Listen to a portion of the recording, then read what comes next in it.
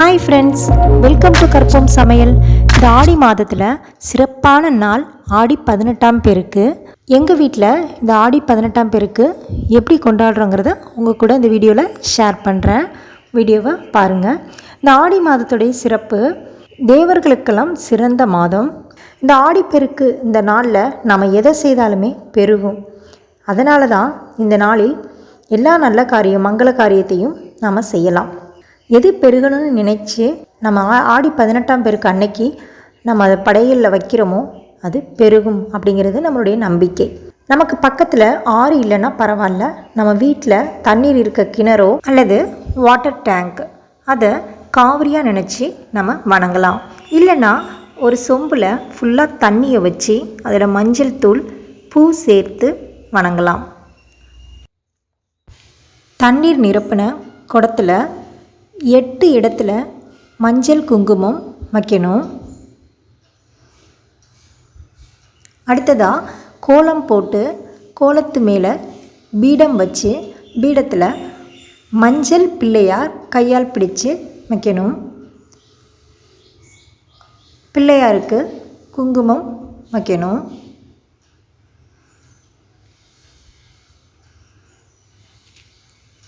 இப்போ நம்ம பூஜைக்கு தயார் செய்ய வேண்டியது தான். காவிரி தாய் ரெடி ஆயிட்டாங்க. எந்த ஒரு பூஜையிலையும் முதல்ல நம்ம பிள்ளையாரை வணங்கணும். இரு பக்கட்டும் விளக்கு ஏற்றிக்கணும். விளக்கு நான் நல்ல விளக்கு ஏற்றிருக்கேன். அகல் விளக்கு ஏற்றினால் இன்னும் சிறப்பு. இப்போ நெய்வேத்தியம் வாழை இலையில் மூக்கு இலையில் கலவை சாதம் 3 அல்லது 5 நம்மளுக்கு செய்ய முடிஞ்சதை வைக்கலாம். காப்பரிசி செஞ்சு வைக்கணும். கூடவே நாவற்பழம். இந்த 18ஆம் பெருக்குக்கு நம்ம காவிரி தாய்க்கு உகந்தது அப்படின்னா நாவற்பழம் தான். எந்த பழம் வைக்கலைனாலும் நாவற்பழம் வைக்கிறது ரொம்பவே சிறப்பு. அடுத்ததாக நம்ம பெருகணும், நம்மளுடைய இது என்ன நினச்சி பெருகணும்னு நினைக்கிறோமோ அதை வைக்கணும். அதனால் அரிசி, பருப்பு, தானியம், கல் உப்பு வைக்கணும். ஐஸ்வர்யம் பெருகணும் அப்படிங்கிறதுனால பணம், நகை வைக்கணும். மஞ்சள் தடவிய நூலை பிள்ளையாருடைய பாதத்தில் வைக்கணும்.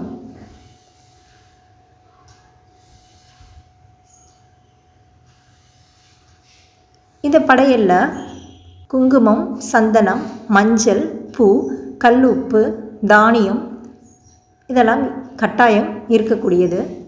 இந்த ஊதுபத்தி ஸ்டாண்ட் நான் செஞ்சது எப்படி இருக்குன்னு ஃபீட்பேக் கமெண்ட் பாக்ஸில் மறக்காமல் சொல்லுங்கள். அடுத்ததாக நடவு பயிரை இந்த பூஜையில் வச்சு இந்த பயிர்களெல்லாம் பொங்கி பெருகி வளர்கிறதுக்கு நீ எவ்வாறு உதவுறியோ அதே மாதிரி எங்களுக்கும் எல்லாம் பெருகி தழைக்க நீ அருள் புரிய வேண்டும் அப்படின்னு இந்த பயிரை வணங்கி வயலில் நடப்போகிறோம். பூஜையோட நிறைவு பகுதிக்கு வந்தாச்சு. நம்ம பூஜையை முடிச்சுட்டு இந்த மஞ்சள் கயிறை வீட்டில் இருக்கிற பெண் குழந்தைய கையில் கட்டிட்டு நம்மளும் கழுத்தில் கட்டிக்கலாம். தேங்காய் உடைச்சி வெற்றிலை பாக்கு பூஜையில் வைக்கணும். நெய்வேத்தியத்துக்கு நான் லெமன் சாதம், தேங்காய் சாதம், புளி சாதம் செஞ்சுருக்கேன். அதே போல் அரிசி, பருப்பு, தானியம் பெருகணும் அப்படிங்கிறதுக்காக வச்சுருக்கேன். கல் உப்பு நம்ம எந்த ஒரு நல்ல விஷயத்துக்கும் பெருக வேண்டி வைக்கணும்னு சொன்னேன் இல்லையா. மாதத்தின் முதல் நாள் கல் உப்பு வாங்குவது மிகவும் சிறப்பு. எந்த ஒரு பண்டிகைக்கும் வாழைப்பழங்கிறது ஒரு முக்கியம். வாழைப்பழம் வச்சுருக்கேன். குங்குமம், சந்தனம், மஞ்சள், பூ. அடுத்ததாக நாவற்பழம் காவிரி தாய்க்கு ரொம்பவும் உகந்த பழம். காப்பரிசி.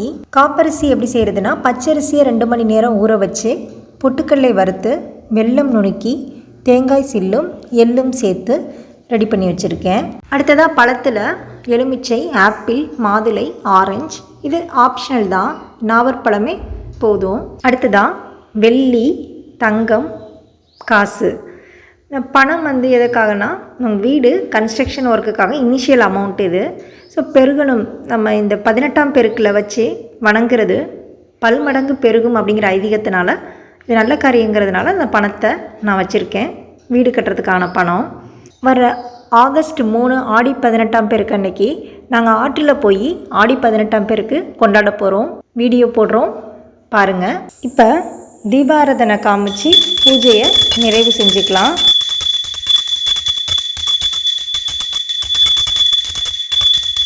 நம்ம சேனலுக்கு இப்போ தான் நியூவாக வரீங்கன்னா சப்ஸ்கிரைப் பண்ணி கூடவே ஆளுங்கிற பெல்லைக்கான கிளிக் பண்ணுங்கள். அப்போ தான் நம்ம போடுற வீடியோஸ் உங்களுக்கு நோட்டிஃபிகேஷனாக வரும். நெக்ஸ்ட் வீடியோவில் பார்க்கலாம். தேங்க்யூ.